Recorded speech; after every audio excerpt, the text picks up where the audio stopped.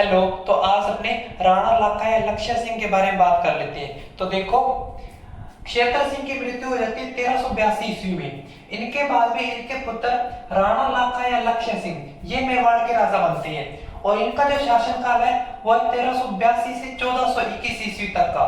अब देखो कि राणा लाखा के पिता का नाम है क्षेत्र सिंह और माता का नाम है सोलिंकनी रामदेव जी। अब देखो, राणा लाखा के शासनकाल में जावर यानी उदयपुर में चांदी निकलनी शुरू हो गई। देखो, ये चांदी निकलती है, ये शीशे व जस्ते के साथ में निकलती है। अब देखो, जैसे चांदी निकलनी शुरू हुई मेवाड़ में, तो मेवाड़ रियासत आर्थिक रूप से सक्षम हो गई, यानी इकोनॉमिकली स्ट्रॉन्ग हो गई।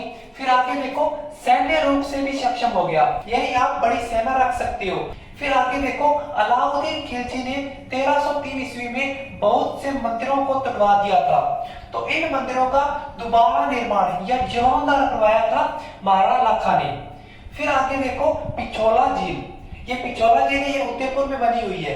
तो देखो, इस झील का नाम पिछोली गांव के पास में है, इसलिए इस झील का नाम पिछोला झील पड़ा है। और कहीं पर लिखा हुआ था पिच्चू बंजारे ने इसका निर्माण करवाया था, इसलिए इस झील का नाम पिछोला झील है।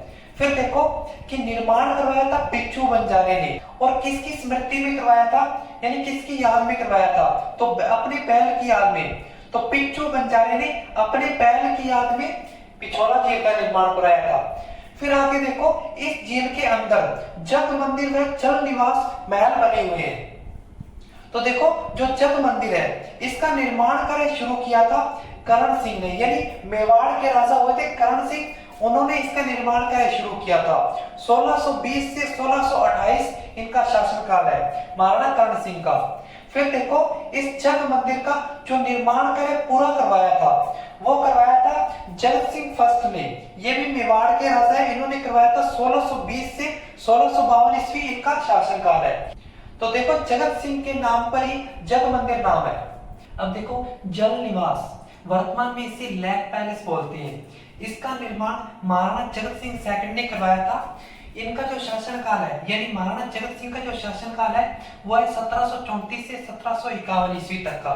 अब देखो, जो जल निवास का निर्माण करवाया था वो 1743 से 1740 ईस्वी के बीच में करवाया था।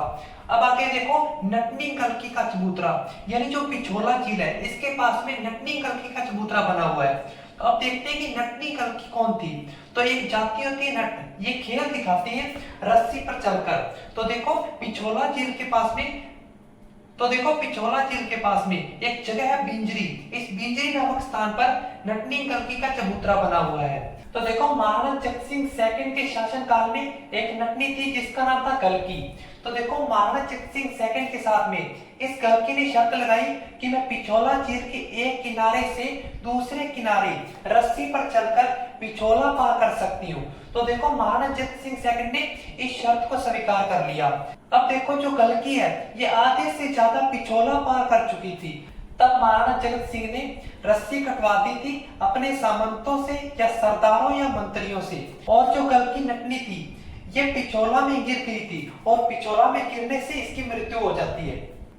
तो इस नटनी कल्की के साथ महाराणा जगत सिंह ने शर्त लगाई थी कि अगर तू पिछोला पार कर देगी तो आधा मेवाड़ राज्य दे दूंगा, यानी आधे मेवाड़ राज्य की शर्त लगाई थी। अब देखो कि महाराणा जगत सिंह सेकंड ने इस नटनी कल्की की याद में नटनी कल्की का चबूतरा बनाया था पिछोला झील के पास में।